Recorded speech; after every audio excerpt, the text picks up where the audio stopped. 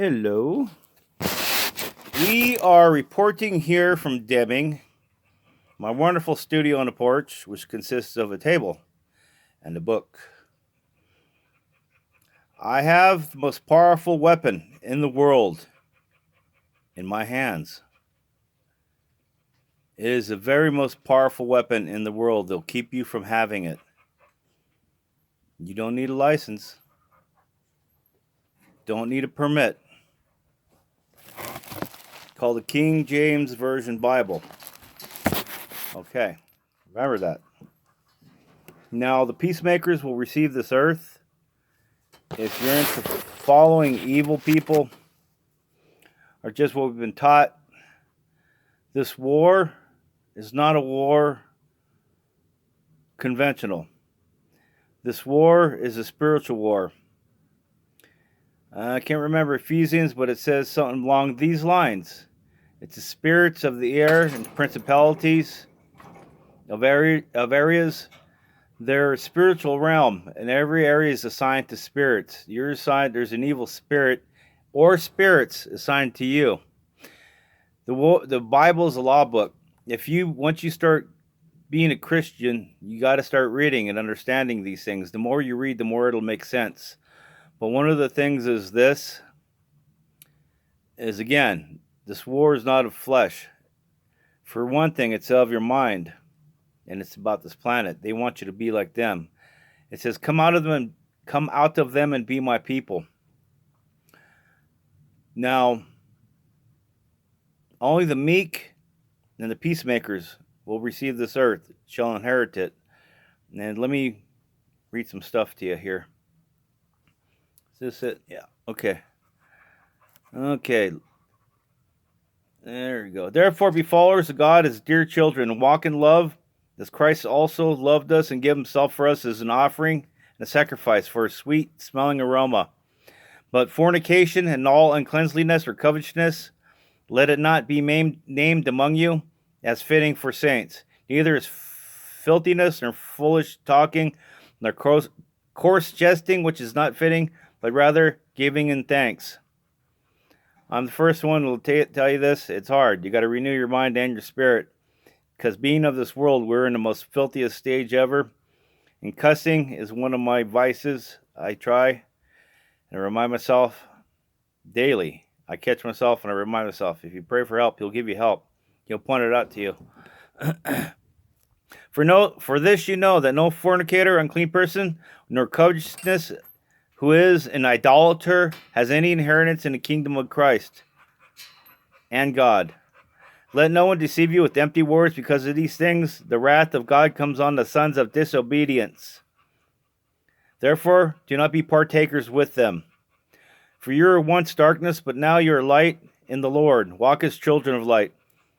For the fruits of the Spirit is in all goodness and righteousness and truth, proving what is acceptable to the Lord.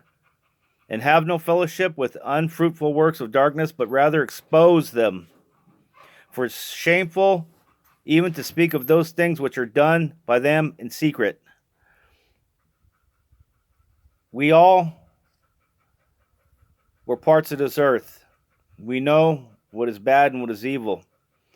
One of the main things I like to tell you right now, a lot of people don't know. Again, this is a spiritual realm. There's a lot of people that don't believe there's a two seed line. The evil seed line, they can be partakers of Christ and ask for Christ in their life and get an extra dose of the Holy Spirit. But everybody's been issued with one issue of the Holy Spirit. They can get more, and it'll help their heart, and they'll have more conscience. But these days, people's conscience are seared with a hot iron. Not only that, their physical being and their mental state, because as we are humans, we have a spirit in ourselves, but our human co-part, our brains, our intellect, it's spiritual, but our workings are like a machine. Now, put it plainly, when people do narcotics, like one person put the other day, which opened my mind, marijuana comes from the ground, and it's natural. It's a mind-altering substance. So was cocaine and was it heroin and all not barbiturates, but like all the Oxycontins and all that stuff, those all came from plants. They are synthetic. They're not all good unless they're used for pain. People get high off them. This is what everybody seeks. Many people seek a mind-altering substance to make them feel better because of the things that happen in their life, which are negative, and it all keeps going around circles and circles and circles. This is why addicts keep doing more drugs to hide the reality of their living in misery. And the only time they can be happy is off drugs. That's Satan's counterfeit. If you get clean, I drank for 40 years. If you get clean, you take your vitamins, you exercise, you get happy, you eat right, your mind will snap back with happiness and joy naturally. You do not need to put drugs or alcohol in your body. It takes practice, it takes time, but also ultimately, if you ask Jesus Christ to help you, he will help you. I drank for over 40 years, and only by getting on my knees and asking for help. Then he helped. I felt the Spirit actually lead me. This opened my eyes to many things what's happening on this earth. If you watch the movie Falling by Denzel Washington, it's called Falling. This will give you a good insight of what's happening right now in the spiritual realm. A lot of people that are on these highs and trips, especially meth heads, meth addicts, speed freaks, from their perspective, whatever people say is evil, they think is evil, and they think they're on a mission.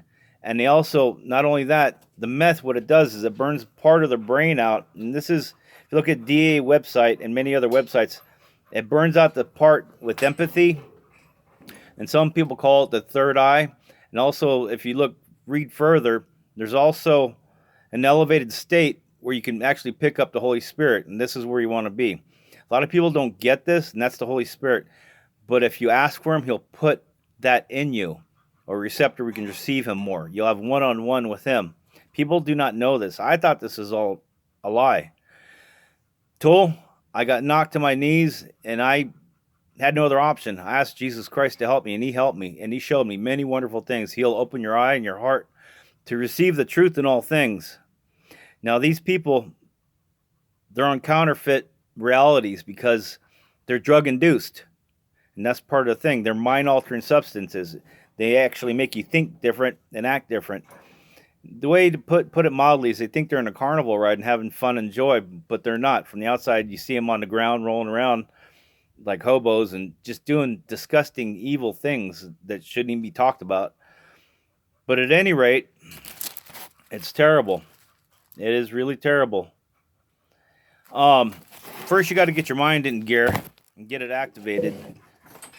And it's like it says in the Bible, seek God's righteousness and all things will be added unto you.